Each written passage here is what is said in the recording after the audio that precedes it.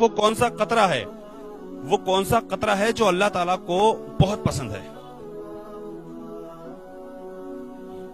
سوچنے کی بات ہے، قطرہ ہے، قطرہ.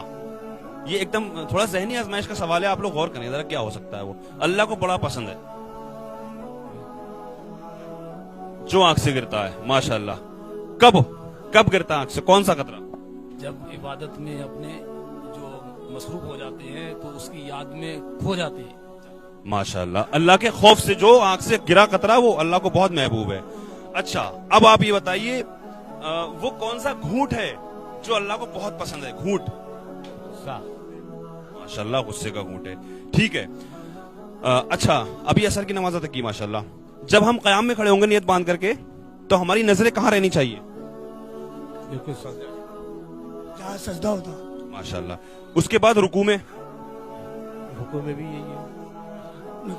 ٹکنوں پہ انگوٹھوں پہ، پیروں کے انگوٹھوں پہ. اچھا ٹھیک ہے. اب تشہد میں بیٹھیں گے، تشہد میں، اتحیات میں گود میں رہنا چاہیے. سجدے میں بالکل سامنے ناک کے سامنے. ٹھیک ہے ماشاءاللہ. اب آپ یہ بتائیے نماز کے اندر کون سے نبی کا نام آتا ہے؟ نماز جب ہم پڑھتے ہیں نماز میں کون کون سے نبی کا نام آتا ہے؟ اپنے حضور اکرم محمد مصطفیٰ صلی اللہ علیہ وسلم. ماشاءاللہ. کس وقت آتا ہے؟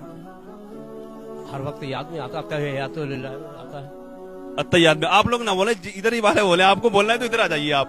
ٹھیک ہے. ہمارے نبی کا نام آتا ہے اتحیات میں آتا ہے. اشہد ان لا الہ الا اللہ. وہ اتحیات جو پڑھتے ہیں اسی میں آتا ہے. ٹھیک ہے. اچھا اب اور کسی نبی کا نام بھی آتا ہے کیا چاچا؟ اور تو کسی نبی کا نہیں. ابراہیم علیہ السلام کا. ابراہیم علیہ السلام کا نام. ماشاءاللہ. کب آتا ہے؟ جب ہم اتحیات پڑھتے ہیں. اتحیات میں نہیں آتا ہے؟ درود شریف میں. درود شریف میں آتا ہے، درود ابراہیمی میں. ماشاءاللہ.